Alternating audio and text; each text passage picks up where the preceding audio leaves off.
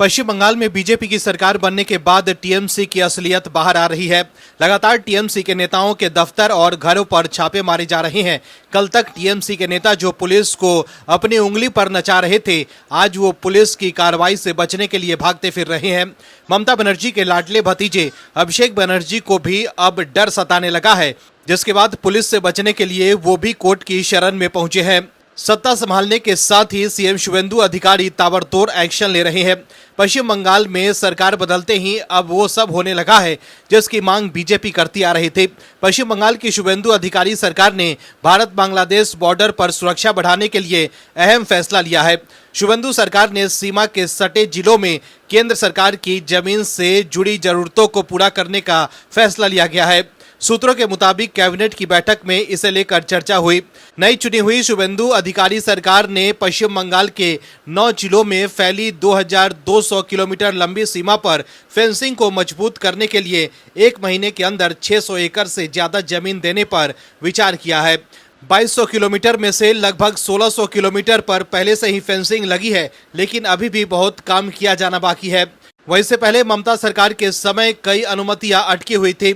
उस सरकार ने केंद्रीय बलों खासकर बीएसएफ को जमीन देने से बार बार इनकार कर दिया था, लेकिन अब बीजेपी की बंगाल सरकार देश हित में फैसले ले रही है। वहीं अब सीएम शुवेंदु अधिकारी ने जो खुलासे किए हैं, उसके बाद टीएमसी के खेमे के बड़े बड़े दिग्गजों के पसीने छूट गए हैं। वहीं पश्चिम बंगाल के नॉर्थ 24 परगना जिले से एक बड़ी खबर सामने आई है। निमता पुलिस ने रात में छापेमारी कर 9 लोगों को गिरफ्तार किया है। पुलिस के मुताबिक इनमें से 8 संदिग्ध बांग्लादेशी नागरिक हैं, जिनमें महिलाएं भी शामिल हैं। वहीं इस पूरे मामले में शरण देने वाले शाहिदुल इस्लाम नामक एक भारतीय नागरिक को भी गिरफ्तार किया गया है।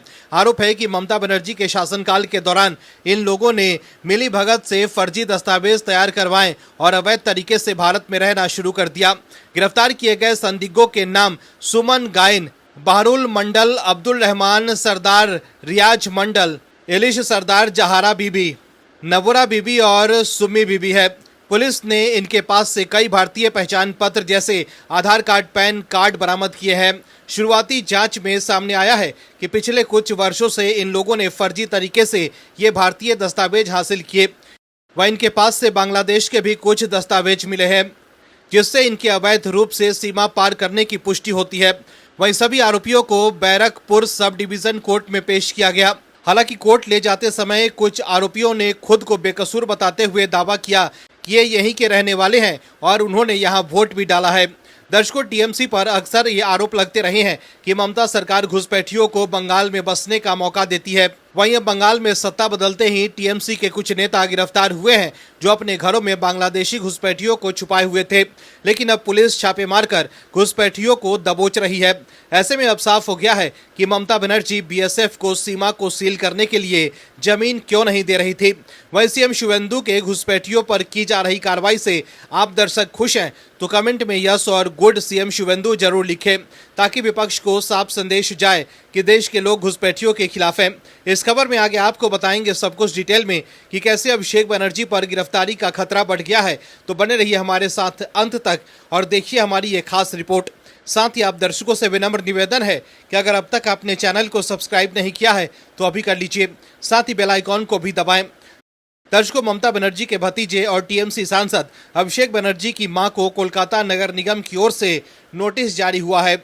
यह नोटिस कालीघाट रोड पर बनाए गए अवैध निर्माण के संबंध में जारी किया गया है।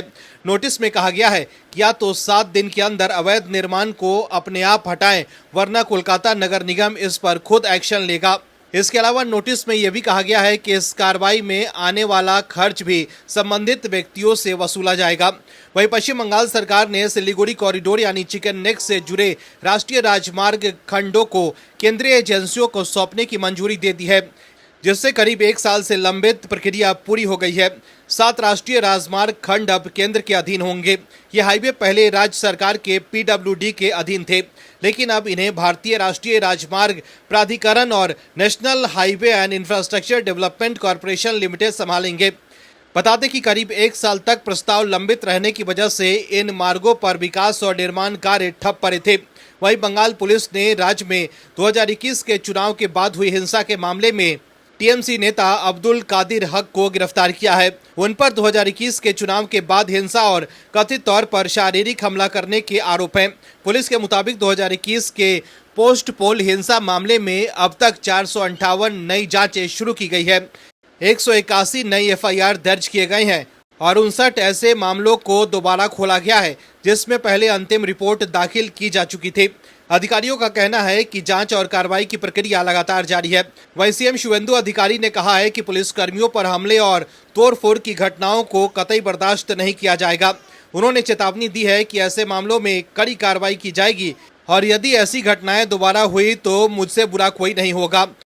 दर्शकों, पश्चिम बंगाल में ममता बनर्जी की सत्ता से विदाई के 10 दिन के भीतर ही टीएमसी महासचिव अभिषेक बनर्जी को दूसरा सबसे बड़ा झटका लगा। दरअसल चुनाव में भड़काऊ बयान देने और केंद्रीय गृह मंत्री अमित शाह के खिलाफ टिप्पणी करने को लेकर एफआईआर दर्ज होने के बाद अब कोलकाता नगर निगम के नियमों के उल्लंघन को लेकर अभिषेक बनर्जी को एक आधिकारिक नोटिस जारी किया गया है।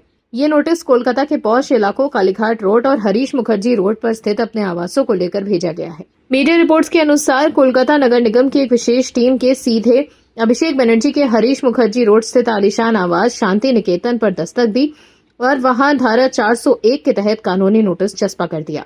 ये नोटिस अवैध निर्माण और बिना मंजूरी के बनाई गई इमारतों की जांच को लेकर जारी किया गया है। मुख्यमंत्री शुवेंदु अधिकारी ने साफ शब्दों में चेतावनी दी कि जनता की गाढ़ी कमाई पर डाका डालने वाले किसी भी रसूखदार को बख्शा नहीं जाएगा और बहुत जल्द दीदी के लाडले भतीजे समेत टीएमसी के कई बड़े चेहरे सलाखों के पीछे नजर आएंगे। मीडिया में छपी खबरों के मुताबिक सीएम शुवेंदु अधिकारी ने जनसभा में खुले मंच से ऐलान किया कि मुख्यमंत्री की कुर्सी संभालते ही उन्होंने सबसे पहले नगर निकाय विभाग के सचिव और कोलकाता नगर निगम के कमिश्नर को बुलाकर राज्य के 4 सबसे बड़े रसूखदारों की संपत्तियों की कुंडली निकालने का सख्त आदेश दिया था। शुवेंदु अधिकारी ने साफ कर दिया कि जांच की आंच अब किसी के रोकने से नहीं रुकेगी। शुवेंदु अधिकारी ने बताया कि इन संपत्तियों में से 14 prime properties leaps and bounds नाम की उस विवादित कंपनी के नाम पर रजिस्टर्ड हैं, जिससे अभिषेक बनर्जी ने सीधे तौर पर 4 जुड़े हैं। इसके अलावा 4 संपत्तियां खुद सांसद अभिषेक बनर्जी के नाम पर हैं और 6 बेहद कीमती संपत्तियां उनके पिता के नाम पर दर्ज हैं। नगर निगम के असिस्टेंट विभाग के अंदरूनी जांच में अभिषेक बनर्जी और उनके करीबियों से जुड़े कुल 42 संपत्तियों को चिन्हित किया गया है, जिनकी कानूनी वैधता और टैक्स चोरी की बारीकी से जांच शुरू हो गई है। वहीं शुवेंदु अधिकारी ने जनता के सामने आंकड़े रखते हुए बताया कि बेलिया घाटा के रसूखदार टीएमसी नेता राजू नस्कर के पास कुल 18 बेनामी संपत्तियां पाई गईं।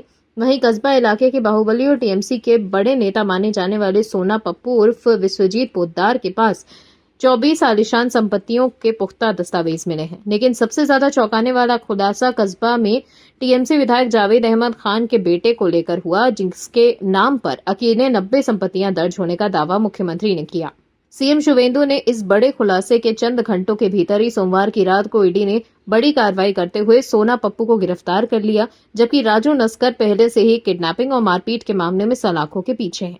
वहीं निगम के आला अधिकारियों ने अब दोपहर के वक्त अभिषेक बनर्जी के बंगले का दरवाजा खटखटाया तो भीतर से कोई जवाब न मिलने पर टीम ने सख्त रुख अपनाया और मकान के मुख्य गेट पर केएमसी एक्ट 1980 की धारा 401 के तहत कानूनी नोटिस चस्पा कर दिया। ये नोटिस नगर निगम की भाषा में बेहद खतरनाक माना जाता है, क्योंकि ये नोटिस सीधे तौर पर अवैध निर्माण को ढाने का रास्ता साफ करता है। हालांकि शाम होते होते इस नोटिस को किसी ने फाड़कर फेंक दिया, जिस पर निगम अधिकारियों ने कड़ी नाराजगी जताते हुए कानून के मुताबिक सख्त एक्शन लेने की बात कही है। वहीं हर तरफ से कानूनी और प्रशासनिक मोर्चे पर खुद को घिरता देखकर अभिषेक बनर्जी ने विधाननगर पुलिस द्वारा दर्ज एक हालिया मामले में अपनी संभावित गिरफ्तारी से बचने के लिए आनन फानन में कलकत्ता हाईकोर्ट का दरवाजा खटखटाया है। दर्शकों, फाल्ता का चुनाव आम सियासी लड़ाई से कहीं ज्यादा आगे निकलकर एक एक्शन फिल्म की स्क्रिप्ट में तब्दील हो चुका है। फाल्ता की सियासत में जहांगीर खान की तूती बोलती थी, क्योंकि जहांगीर खान अभिषेक बनर्जी के काफी करीबी हैं। फाल्ता विधानसभा सीट ममता बनर्जी के भतीजे अभिषेक बनर्जी के संसदीय क्षेत्र डायमंड हार्बर के अंदर आता है। वहीं जब आईपीएस अजय पाल शर्मा ने जहांगीर खान को चेतावनी दी थी तो अभिषेक बनर्जी काफी भड़क गए थे। अभिषेक बनर्जी ने बीजेपी के शीर्ष नेताओं को फाल्ता आने की चुनौती दे दी थी, लेकिन अब सत्ता बदल चुकी है। ऐसे में अभिषेक बनर्जी के लोग ही उनका साथ छोड़ते हुए नजर आ रहे हैं। जहांगीर खान ने भी अभिषेक बनर्जी को अकेला छोड़ दिया है। फलता सीट पर चुनाव प्रचार थमने से कुछ समय पहले टीएमसी उम्मीदवार जहांगीर खान ने अपने सियासी कदम चुनावी मैदान से पीछे खींच लिए। जहांगीर खान ने मंगलवार को प्रेस कॉन्फ्रेंस कर इसकी घोषणा की कि फलता सीट जो 15 सालों से टीएमसी का मजबूत गढ़ रही है, यहां से चुनाव लड़ रहे जहांगीर खान ने मैदान छोड़ दिया है। वहीं जहांगीर खान के चुनावी मैदान छोड़ने से बीजेपी उम्मीदवार की सियासी राह जरूर आसान हो गई है। वहीं जिस तरह से फालता जीत कर बीजेपी बड़ा उलटफेर करने जा रही है, उससे अभिषेक बनर्जी के लिए 2029 के लोकसभा चुनाव में फिर से डायमंड हार्बर लोकसभा में जीत पाना मुश्किल हो सकता है, क्योंकि अक्सर टीएमसी के लोग चुनाव में धांधली कर जीत हासिल करते हैं। लेकिन अब बंगाल में सत्ता बदलते ही सियासी हवा का रुख बदल गया है। ममता बनर्जी की सत्ता से विदाई और बीजेपी सरकार बनने का सियासी असर फलता सीट पर भी दिखा। फलता सीट पर भारी पुलिस फोर्स तैनात है। बंगाल के मुख्यमंत्री बनने के साथ ही शुभेंदु अधिकारी ने फलता सीट की कमान खुद अपने हाथों में संभाल रखी है। सीएम शुभेंदु ने सरेआम चेतावनी देते हुए कहा था कि वह खुद को पुष्पा कहता है। अब इस पुष्पा की जिम्मेदारी मेरे ऊपर है। वहीं चुनाव लड़ने से पीछे हटने का ऐलान करने के बाद जहांगीर खान ने बंगाल के नए मुख्यमंत्री शुभेंदु अधिकारी की तारीफ करते हुए कहा है कि मैं फालता का बेटा हूं और चाहता हूं यहाँ शांति बनी रहे और ये तरक्की करे। सीएम शुभेंदु यहाँ के लिए स्पेशल पैकेज दे रहे हैं, इसलिए मैं चुनाव से खुद को अलग कर रहा हूँ। वहीं शुभेंदु अधिकारी ने जहांगीर के फैसले पर कहा कि उनके पास कोई दूसरा ऑप्शन नहीं था, क्योंकि उन्हें कोई पोलिंग एजेंट तक नहीं मिलेगा, इसलिए उन्होंने चुनाव से भागने का फैसला किया। वहीं टीएमसी ने पूरे मामले पर कहा है कि जहांगीर खान का चुनाव से हटने का फैसला उनका निजी है, ये पार्टी का फैसला नहीं है। टीएमसी ने एक्स पर बयान जारी कर लिखा कि 4 मई को चुनाव नतीजे आने के बाद फलता सीट पर हमारे 100 से ज्यादा कार्यकर्ताओं को गिरफ्तार किया गया। भारी दबाव के बावजूद हमारे कार्यकर्ता भाजपा की डराने की राजनीति का मुकाबला कर रहे हैं। हालांकि कुछ लोग दबाव में आकर मैदान छोड़ गए। हम इसकी कड़ी निंदा करते हैं। दर्शकों, ममता बनर्जी के भतीजे और टीएमसी सांसद अभिषेक बनर्जी ने फलता से बीजेपी को चुनाव जीतने का चैलेंज दिया था। अभिषेक बनर्जी ने कहा था कि अगर बीजेपी दिल्ली से अपने सबसे मजबूत उम्मीदवार भी उतार ले तो भी वो 10 जन्मों में फलता सीट नहीं जीत पाएगी। बंगाल चुनाव के नतीजों से पहले 2 मई को अभिषेक बनर्जी ने एक्स पर बीजेपी आईटी सेल के प्रमुख अमित मालवीय को चैलेंज देते हुए लिखा था कि तुम्हारे बांग्ला विरोधी गुजराती गैंग और उनके प्यादे ज्ञानेश कुमार के लिए मेरे डायमंड हार्बर मॉडल को जरा सा भी नुकसान पहुंचाने के लिए 10 जन भी कम पड़ जाएंगे। तुम्हारे पास जो कुछ भी है सब ले आओ। मैं पूरे भारत संघ को चुनौती देता हूँ। फालता आओ, अपने सबसे ताकतवर लोगों को भेजो, दिल्ली से अपने किसी गॉडफादर को भेजो। अगर तुम में हिम्मत है तो फलता से चुनाव लड़ो। वहीं अब अभिषेक बनर्जी के इस पोस्ट पर जवाब देते हुए अमित मालवीय ने एक्स पर लिखा है कि दोबारा मतदान 21 तारीख को है। फिर भी अभिषेक बनर्जी के भरोसेमंद सिपहसालार जहांगीर पुष्पा खान ने अचानक चुनाव मैदान से अपना नाम वापस ले लिया है। आखिर उस कुख्यात डायमंड हार्बर मॉडल का क्या हुआ? क्या ये मॉडल ठीक उसी पर ठहर गया जब आखिरकार मतदाताओं को अपनी बात कहने का एक निष्पक्ष मौका मिला? लेकिन अब जिस तरह से कार्यवाही की जा रही है, उसके बाद ऐसा लग रहा है कि पुष्पा उर्फ जहांगीर खान का सियासी सफर यहीं खत्म होता हुआ नजर आ रहा है। लेकिन अब जिस तरह से कार्यवाही के डर से जहांगीर खान ने अभिषेक बनर्जी का साथ छोड़कर सीएम शुभेंदु की तारीफ कर रहा है, उससे साफ है कि अब जहांगीर खान अभिषेक बनर्जी की पोल खोल सकता है। इससे पहले ममता बनर्जी की कैबिनेट में रहे मंत्री गियासुद्दीन मौला ने अभिषेक बनर्जी के खिलाफ मुकदमा दर्ज करवाया था। ऐसे में अब टीएमसी के लोग ही अभिषेक बनर्जी की आफत बढ़ा रहे हैं। पश्चिम बंगाल के नए मुख्यमंत्री शुभेंदु अधिकारी ने एक्टर से बीजेपी विधायक बनी 3 लोगों से मुलाकात की है। इस दौरान सीएम ने उनसे बंगाली फिल्म इंडस्ट्री में काम को लेकर भयमुक्त वातावरण सुनिश्चित करने और पारदर्शिता बहाल करने के लिए पहल करने की बात कही। मीडिया रिपोर्ट्स के मुताबिक एक वरिष्ठ बीजेपी नेता ने बैठक के बारे में जानकारी देते हुए बताया कि बैठक में उपस्थित लोगों में बीजेपी विधायक रूपा गांगुली, रुद्रनील घोष और हिरण चटर्जी शामिल हुए। मुख्यमंत्री शुभेंदु ने इन्हें टॉलीवुड फिल्म इंडस्ट्री में सुधारों की निगरानी की जिम्मेदारी सौंपी है। सीएम शुभेंदु का यह निर्देश बंगाली फिल्म इंडस्ट्री में टीएमसी सरकार के करीबी कुछ व्यक्तियों के लंबे समय से चले आ रहे कंट्रोल के आरोपों के बीच आया है। टीएमसी शासन में अक्सर बंगाली फिल्म इंडस्ट्री पर कंट्रोल करने और मनमानी का काम कराने का आरोप लगता रहा है। वहीं अब सीएम शुभेंदु के साथ हुई बैठक में तय हुआ कि इंडस्ट्री के कामकाज में बाधा डालने के आरोपियों के खिलाफ सख्त कार्यवाही की जा सकती है। नई बीजेपी सरकार का यह कदम बंगाली फिल्म इंडस्ट्री यानी टॉलीवुड में कथित सिंडिकेट राज को खत्म करने की दिशा में एक प्रयास है। इसे बंगाल के पूर्व मंत्री और टेक्नीशियन गिल्ड के अध्यक्ष स्वरूप बिस्वास के भाई ने स्थापित किया था ताकि एक पारदर्शी और पेशेवर वातावरण को फिर से स्थापित किया जा सके। वहीं सीएम शुभेंदु ने दोहराया कि सभी स्टेक होल्डर्स को बिना किसी डर के काम करना चाहिए ताकि राज्य की फिल्म इंडस्ट्री में एक अच्छा और स्वस्थ माहौल स्थापित हो पाए। दर्शकों, टीएमसी के लोगों का बंगाली फिल्म इंडस्ट्री पर कब्जा था। एक्ट्रेस से पॉलिटिशियन बनी सायोनी घोष भी पहले इसी इंडस्ट्री में काम करती थी। ममता बनर्जी ने कई बंगाली एक्ट्रेस को चुनावी मैदान में उतारा था। अक्सर चुनाव के दौरान ममता बनर्जी बंगाली फिल्म इंडस्ट्री की एक्ट्रेस को चुनावी मैदान में उतारकर ग्लैमर के आजमाए फॉर्मूले का सहारा लेती थी। सायोनी घोष भी ममता बनर्जी के इसी फॉर्मूले का हिस्सा थी। वहीं इस एक्ट्रेस और दूसरे एक्ट्रेस को पार्टी के साथ जोड़कर टीएमसी के लोग इस इंडस्ट्री पर कब्जा जमाए हुए थे। लेकिन अब जिस तरह से सीएम शुभेंदु ने साफ किया है कि बंगाली फिल्म इंडस्ट्री के कामकाज में बाधा डालने के आरोपियों के खिलाफ सख्त कार्यवाही की जा सकती है, उससे अब इस इंडस्ट्री से टीएमसी का कब्जा खत्म होना तय है। वहीं अब टीएमसी की बंगाल में हार के बाद 2029 के लोकसभा चुनाव में सायोनी घोष के लिए फिर से सांसद बनना मुश्किल हो सकता है। ऐसे में अब राजनीतिक करियर खत्म होने के बाद सायोनी घोष के लिए बंगाली फिल्म इंडस्ट्री में वापसी करना भी मुश्किल हो जाएगा, क्योंकि उन पर हिंदू देवी देवताओं का अपमान करने का भी आरोप है। सायोनी घोष ने भगवान श्री राम का नाम लेने से भी मना कर दिया था। लेकिन अब भगवामय हो चुका बंगाल में सायोनी घोष के लिए फिल्मों में वापसी करना संभव हो पाएगा, ये बड़ा सवाल है। Bureau report, OMH news. आप दर्शकों से विनम्र निवेदन है कि चैनल को सब्सक्राइब जरूर करें